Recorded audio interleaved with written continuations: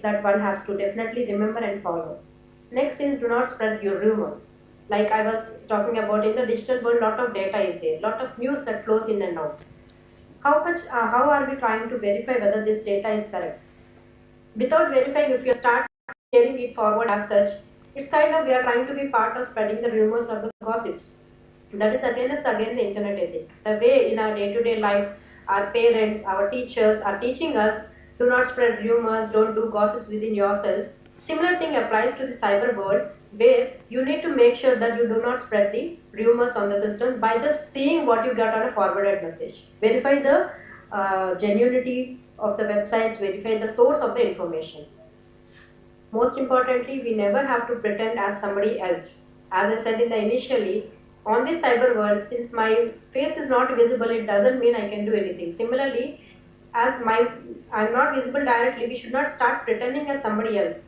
As a simple case, see, pretending as somebody else, I'm not meaning about performing a big hack or misusing somebody's account by performing the hacks. It's about for a moment if the device has been left out for our WhatsApp, if that is unlocked state, are you trying to pick it up and misuse the data over there? So that is what we need to look into.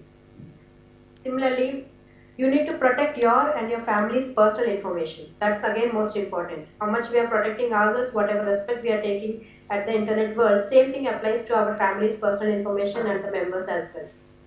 Not coming. Ma'am, am I audible to you clearly? Yes, ma'am. Clearly. Yeah. So, do not use computer to harm other users. This is most important. Again, here also the point is, one is I am learning so many things. Nowadays it has become a very big trend on learning about the ethical hacking. How do we crack the systems and all these things. Lot of resources are there on the internet to learn of all of these concepts. But where are we practicing this? If you're learning something new, ensure that you practice it in an environment that you set up for a test or the environment which your course is providing you. But do not try to implement these learnings on the real systems. Don't try to use that for harming others' accounts. If you learn something new, practice it on a test environment. We need not practice it on the real environment to steal others' information or to harm other systems. Because being in the internet world, everything is available in the open.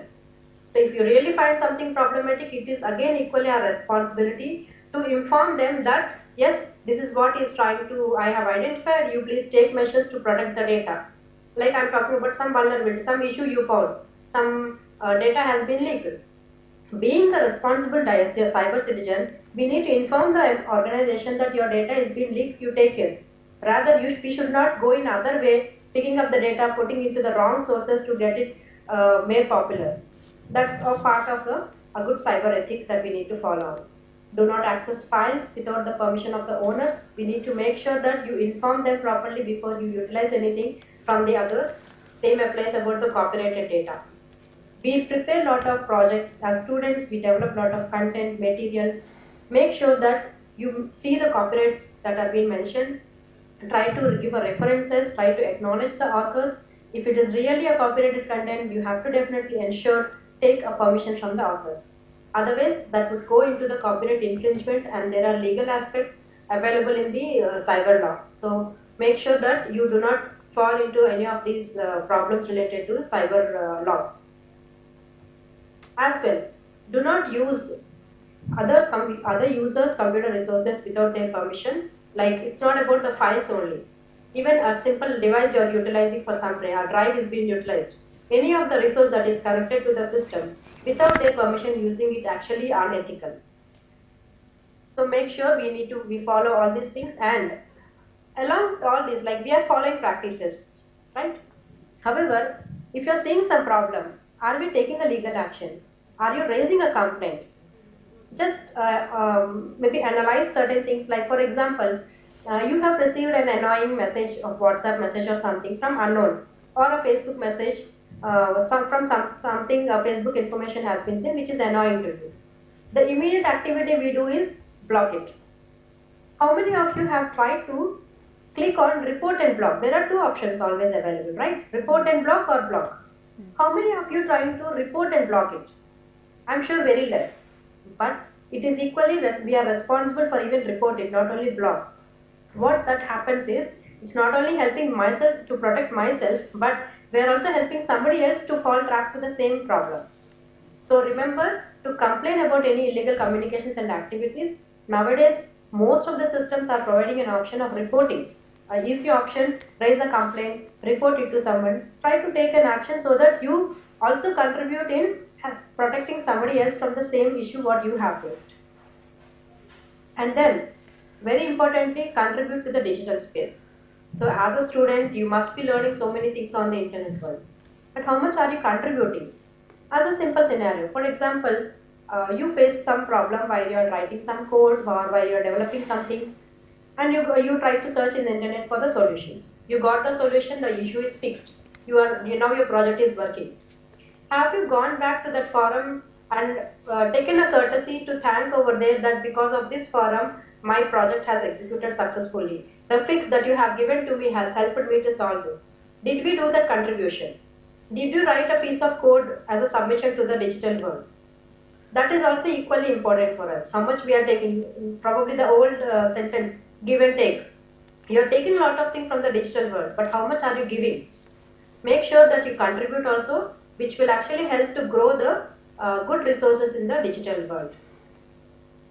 And then verify the authenticity of the data. As we said, spreading rumors will happen only if you are not verifying the authenticity of the data.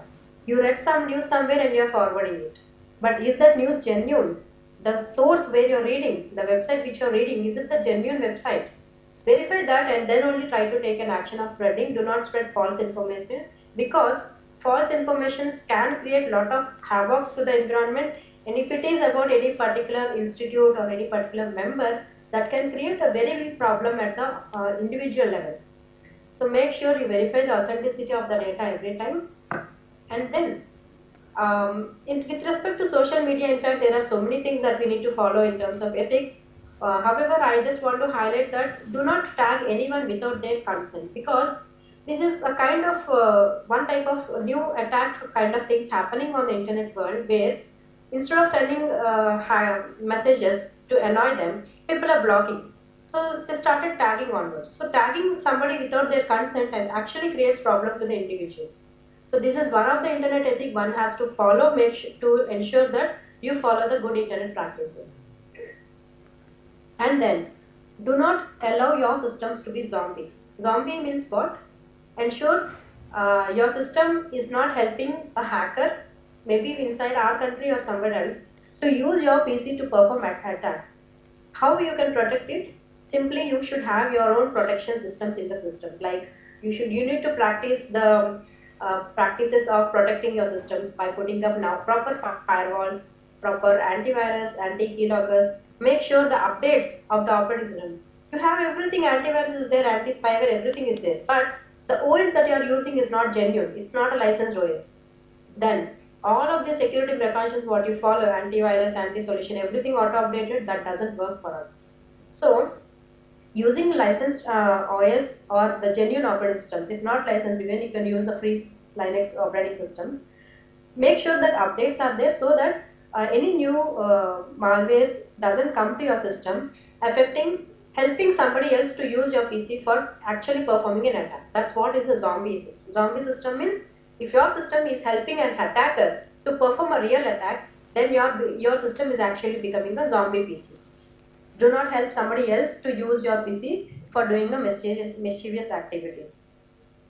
So make sure that these internet ethics are followed and protect ourselves in this digital space. And lastly, online reputation. This is most important for us. We have to follow all of these ethics to protect ourselves and our family informations.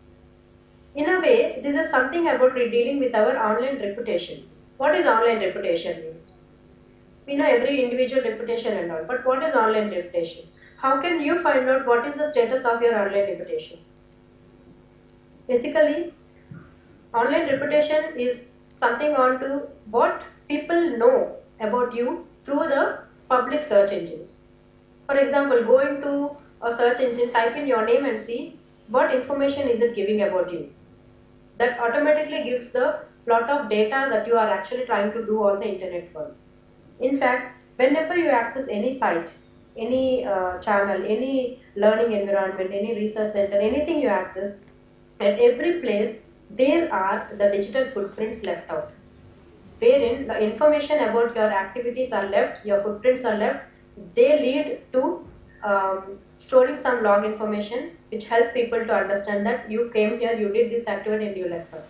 These are in a way connected on this cyber world, and they are all again connected to the search engines. As the picture says, these are all certain sites, not only this, there are many more. It's just a glimpse where our activities on the online are visible to everybody. So make sure you are doing ethical activities, you are trying to take care about your online activities ethically, so that your digital footprints do not affect your reputation.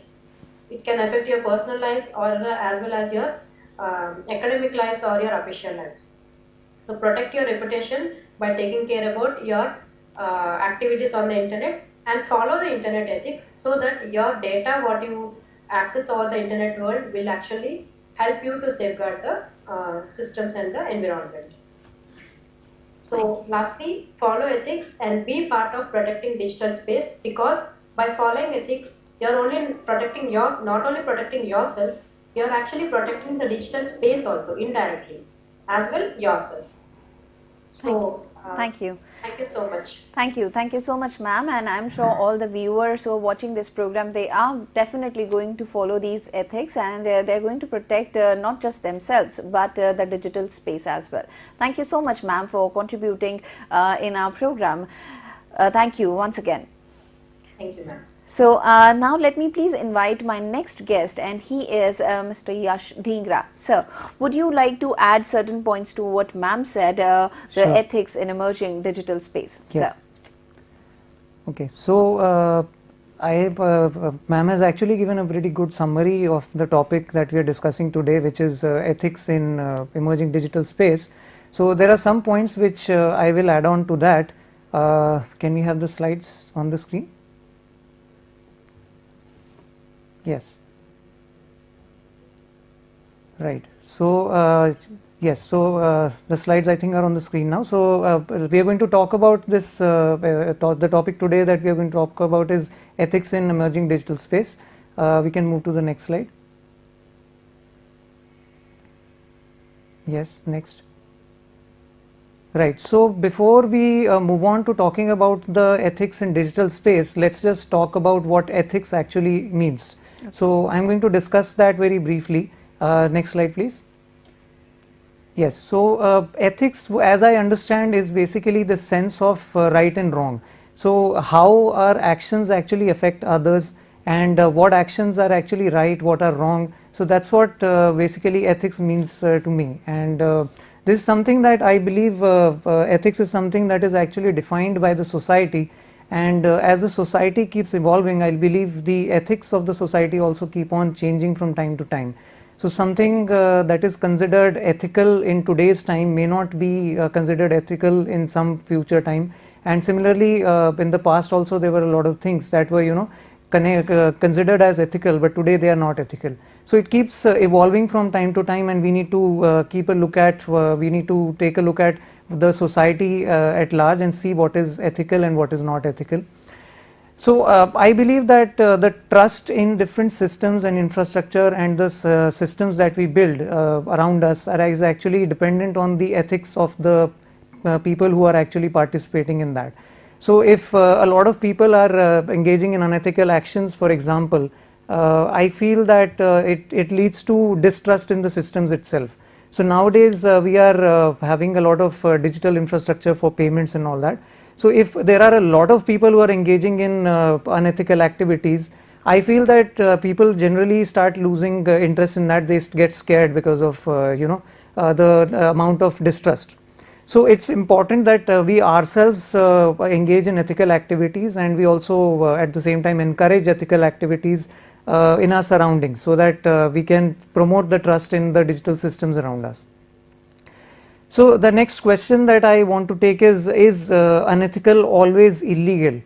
So if there is something that we consider as unethical in today's society, is it always going to be illegal? So I feel that's not always the case. There are some cases where something might be unethical, but it may not actually be illegal. So as an example, if for example you receive an SMS which is trying to spread some kind of superstitious belief, and you actually send out that message to someone else without actually checking the veracity of that. So I feel this is something which may not be considered illegal, but it is something which is unethical, because it may actually lead to someone else getting misleaded, and that may actually cause some problems for the other person who is actually trusting you to send them only verified messages or verified content. So this is one side of it. The other side is that is something that is illegal always unethical? So that is also a gray area and something that can be discussed about. For example, we can say that causing physical harm to somebody, it can be considered as illegal. Physical harm is actually an illegal thing. But you know, if you are trying to protect your own family, at the same time you are causing physical harm to someone who is attacking your family, in that case it might be considered as something which is illegal but still ethical. So moving on to the next slide.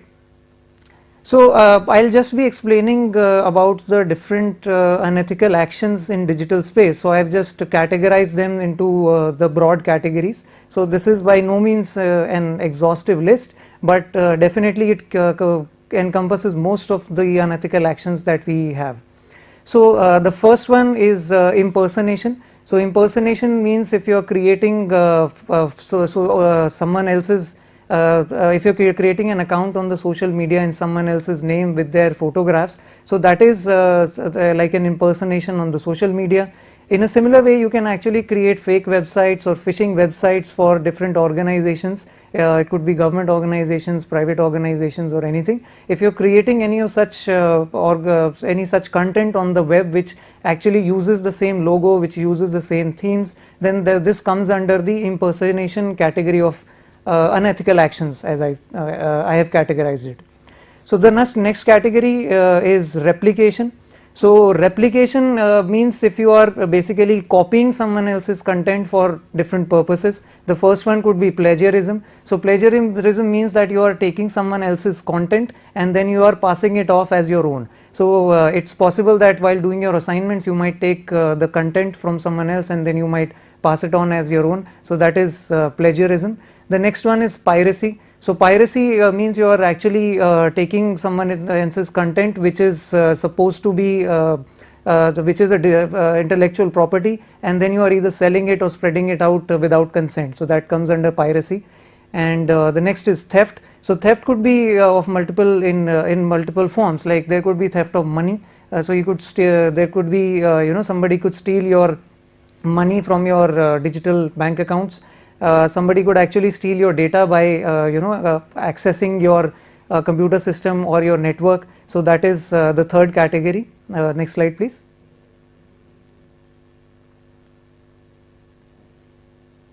Next, can we move to the next slide? Yes. So the next category is harmful actions. So there are a lot of different kinds of harmful actions that can be categorized as unethical actions on the digital space. So first I have listed as bullying. Bullying someone who is of a different gender, who is of a different race, who is of a different color or caste or maybe religion. So that comes under the first category, that is bullying. The next one is stalking. So stalking means you're trying to pull out different information about someone from the web and you're trying to constantly contact them. That comes under stalking. Next one is threatening. So if you are trying to scare somebody or trying to threaten, then that is the third one. Then the fourth one is demeaning, which means you are spreading hateful or harmful messages about somebody which may not necessarily be true and which might demean their reputation. So that is the fourth one. The fifth one is spreading hatred. For example, if you are trying to spread hatred via social media against a particular community, then that comes under the fifth one. The last one is via malware or some viruses or some other such malicious programs. So you might have come across such programs which can try to disrupt your computer system or your network. So that is also listed under harmful actions. Then the next category is unauthorized access, which means you are accessing some digital resource or someone else's property which you're not supposed to, so that is unauthorized access. And in the same process you may actually invade their privacy, which means if you're accessing their personal content which they do not want anyone else to see, then you might invade their privacy. So that is another set of unethical actions. And the last one I have listed as unethical AI, because we are talking about the emerging digital space, then we cannot leave out artificial intelligence. So there is a lot of talk about this thing, because we are seeing a lot of advances in the artificial intelligence, and I believe that it comes on two sides. First is the ethics of the person who is actually developing the artificial intelligence, and the other side is the ethics of the person who is actually using the artificial intelligence resource.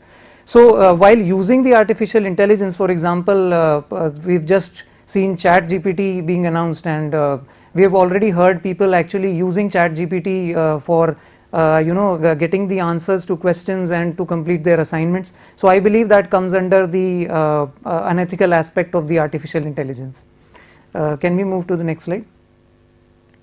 Okay, so I'll just talk about some current trends that have been going on very briefly. So on your screen you can see a graph of the number of cybercrime related cases that have been reported. So the source of this information is National Crime Records Bureau, NCRB, and as you can see, in 2016 the number of cybercrime cases that were reported is somewhere around 12,500. Then in 2018 it rose to 27,000, in 2020 it rose to more than 50,000. So you can see the trend is that it is doubling every 2 years. So it's a worrying trend that we are seeing, and the numbers for 2022 have not yet been released, but I'm pretty sure it's going to follow the same trend. Next slide. So in 2020, these are the broad categories in which the cybercrime related cases were reported. So there were over 4,000 cases of online banking fraud, 2,000 cases of ATM frauds.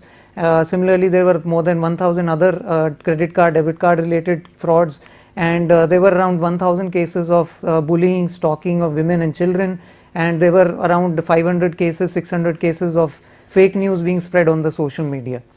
So this is the current trend that has been going on. This is the data for 2020. The numbers have not yet been released for the latest year as far as the last time that I checked. But this is a pretty worrying trend that we are seeing.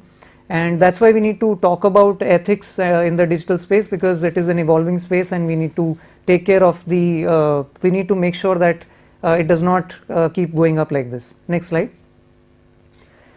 Yes, so we'll talk about how we can be ethical. So we are going to just look at some basic things. So first one is not engaging in any of the unethical actions that I have discussed. I put down all the unethical actions in the different categories, and not engaging in those unethical actions is the first thing that we need to make sure of. In case someone else is actually engaging in these activities, or if someone else is actually a victim of these things, then what we can do is we can actually report it to the authorities. The helpline number is 1930, and the website that we can go to report it is cybercrime.gov.in. So these are maintained by the Ministry of Home Affairs, and once we report it, it is taken up by the law enforcement. So some of the other points I think Indraveni ma'am has already discussed, but I'll just mention them again. So check before you forward any information that you receive, any message that you receive, any email that you receive, you should always check before you forward it to someone else. Seeking permission before you actually share others' information.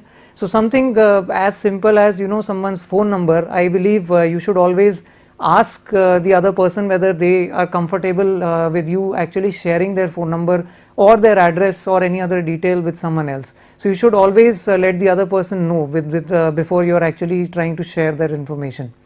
Then there is responsible disclosure. So this actually comes across in the cyberspace in the sense that if you find out that there is a vulnerability or a weakness in some website, or if there is a government website or a private organization's website which is actually leaking some data or information unintentionally, then you should always engage in responsible disclosure of this information. You should inform the concerned organization about this unintentional data leak, and you should always inform certain also at the same time.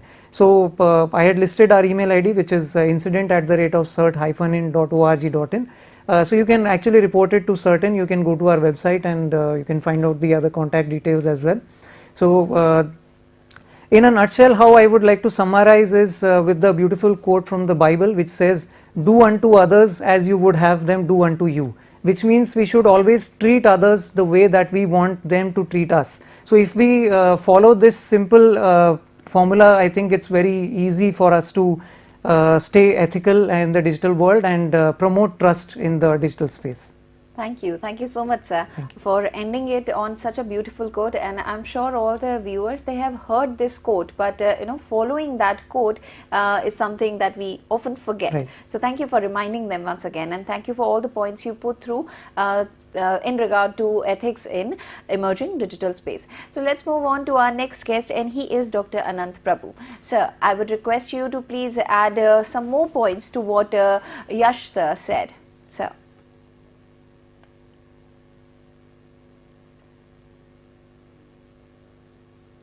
Sir, can you hear me? Dr. Prabhu, can you hear me?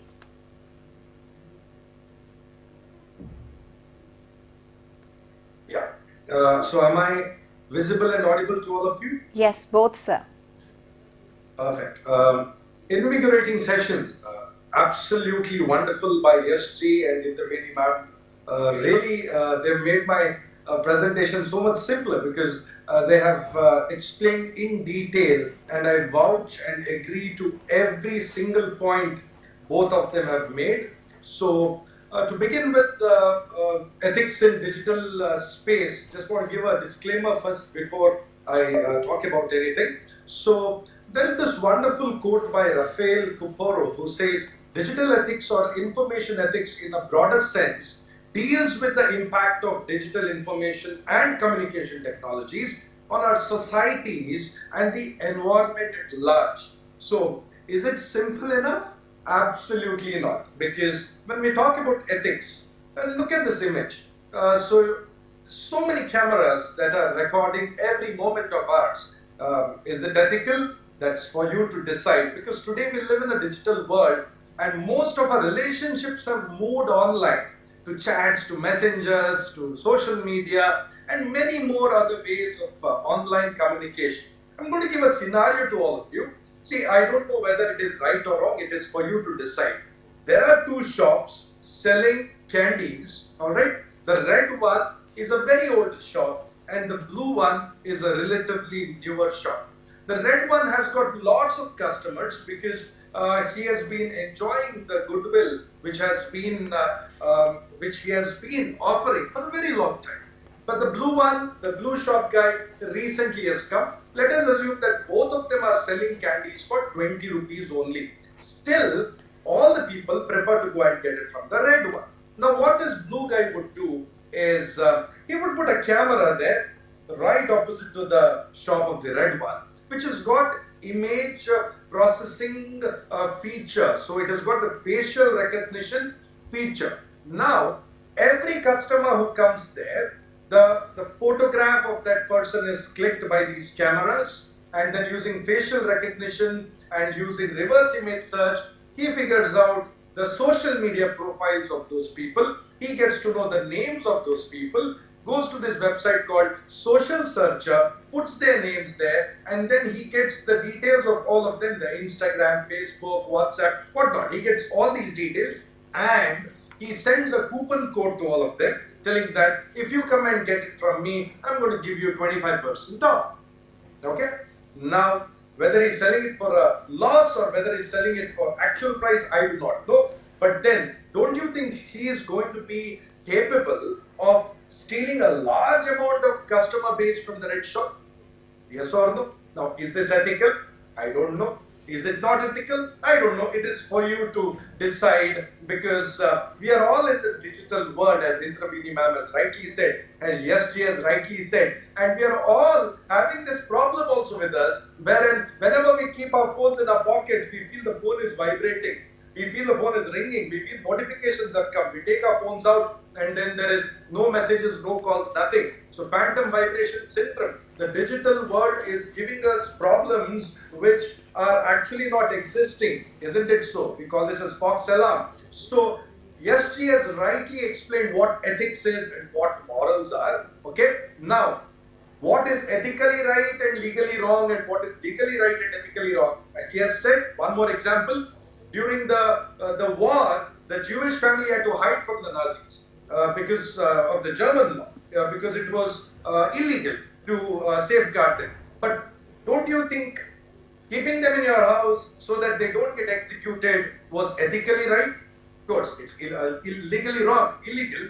So that is one part. The second one is, for a chairman of a company, it is perfectly legal to lay off all the employees, but then is it ethically right? So it's a dilemma. So therefore, there is a very age-old problem called the trolley problem, wherein a train is coming through a single track. The track becomes two, and on one track there is one worker who is working from the morning, and then in the other track there are 5 people standing there. Now, if you were the person who had the option to shift the tracks, which one would you do? Would you let the train go and kill those 5 people, or would you let the train go and kill one person?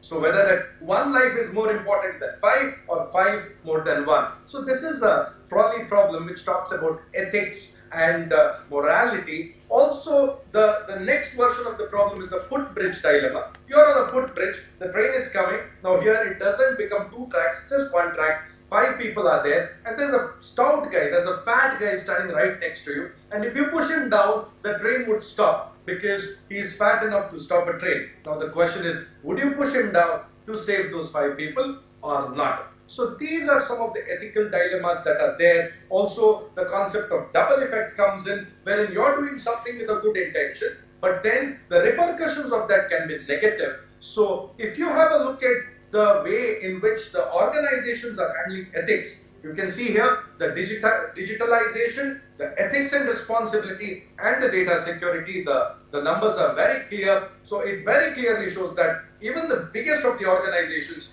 are unable to handle this very appropriately. Because when we're talking about ethics, it consists of a wider spectrum. So you have the living online, freedom of speech, privacy issues, and ethics and social responsibility, and of course, no territorial jurisdiction. It's globalization. Alright? So we need to keep in mind the misuse of personal information. Yashji has rightly mentioned about it. And then you also have the next one, the lack of oversight and acceptance of responsibility. Use of AI, again Yashji has told, autonomous technology, and then we have this new problem coming in, which is we are all using the Web 3.0. Now there is a metaverse also that has come, where you can create an avatar of yours and you can get into the digital world. And you can see the differences here. They're not the same. Web 3.2 is what we are using. Metaverse is the newer one, where you wear the AI, the augmented reality, virtual reality, and you get into the virtual space. Now the question is, do you think that this is safe? Not at all, because if you Google the first crime in metaverse, already there is an instance where a woman was gang raped by 4 male avatars. Now, how are we going to handle the ethics which comes to the metaverse as well? So this is something all of us need to ponder upon, because Indramini ma'am has rightly talked about the AI, the chat GPT, and this is DALL-E. DALL-E is a fantastic, one of the first projects that OpenAI had come out with. So I just put there tiger standing near Taj Mahal facing his back, and then within 4 or 5 seconds this beautiful images were generated by the AI and it has given. Now in this case it's okay, I've just put tiger. What if my content, that my input was something not right? It would have generated that yes or no. So this is the problem, because when you're giving technology to everybody, you can't expect everybody to do good. There might be people who may use these things for the bad, because technology is a double-edged sword. And ChatGPT again. Now, talking about ChatGPT, the Microsoft Bing had also integrated ChatGPT. There were people who even Googled how to create a Molotov cocktail. That is the thing that the person is holding. So you can call it as a petrol bomb, or it's actually called the Molotov cocktail. You would not get the answers on Google, but then ChatGPT had given the answers step by step, how to prepare these. Of course, they have banned it right now, but then people got answers to how to create my own nuclear reactor. So these are some of the problems. Now, the bigger problem is the AI chatbot also threatened the user, telling that it would leak his personal information and ruin his career because he did not accept the proposal of the AI, which means the AI fell in love with the user. This is something absolutely out of mind, yes or no? So these are the newer problems which we are facing. The robot is falling in love with us, and if we deny, it is going to threaten us, it is going to blackmail us, okay? Because when we see the world at large, the third largest economy, the first being US, the second being China, the third one is cybercrime. Now, these are only adding more and more power to these cyber criminals, because two more examples I'm going to give you. Your friend's password, know, of your mobile phone. Sir, I'm sorry I'm interrupting you, but we have last 1 minute left, so could you please wrap up? All right. So, you have a phone, a mobile phone, and you know their password. Are you going to you're going to put the password and open their phone? Or you have a pen drive of your friend, and then you open it, and then you use these tools like Disk Drill or Rikua just to see what are the deleted contents from that particular pen drive. So, lot more can happen, because none of us read the terms and conditions, number one. So if you had read this website, you would have been shocked to see what are the data, what are the information that these companies are capturing. And GDPR is there in the Europe. When will the Personal Data Protection Act come in India? When the Digital India Act is going to come? Because we are one of the world's largest internet users, right? So intellectual property, and SG has already spoken about plagiarism. Digital assets is one more thing that we need to take into account, and also how the AI would function. Look at this algorithm. Ma'am has rightly spoken about AI being prejudiced against women. Look at this. We know that it is Barack Obama, but then the AI generated image is somebody else. So algorithmic biases are going to come. So these are some of the things when it comes, because the damage is already done, and we need to know how to handle this. So when we talk about freedom of speech, this is how I'm going to end. There is a very thin line between what we can talk and what we cannot. So 1930, in case if you feel that you have been offended online, or report any cybercrime, because once posted is always posted. I'm open to questions. Thank you very much for the opportunity. Thank you so much, sir. 1930, I'm sure I've noted down this number, and all our viewers, they also have noted down this number. If in case they have any issues regarding the digital space, they are going to contact you. So thank you so much for being with us, and for letting us know all the ethics in emerging digital space. Thank you so much, Indravedi ma'am. Thank you so much, Anant Prabhu sir. Thank you so much, Yash sir. So thank you to all our viewers as well for watching this very, very interesting, necessary and super important program. So if in case you have missed it, please watch it on NCRT Official. And this is the wrap up for this particular program, but we have another program coming up for all of you, and that is our Sahyog program. The topic of discussion would be etiquette, cyber safety, equitable use of internet. And let me tell you that this series has 4 more sessions, and the next session would be on 3rd of March, and the next topic in this theme of ethics in emerging digital space would be internet ethics for various user groups and security measures. So that would be this Friday. Please watch it, and so that you can attempt that quiz which will be given to you on 24th of March. So thank you so much once again for being a part of this program and for enjoying this session. Thank you. Namaskar.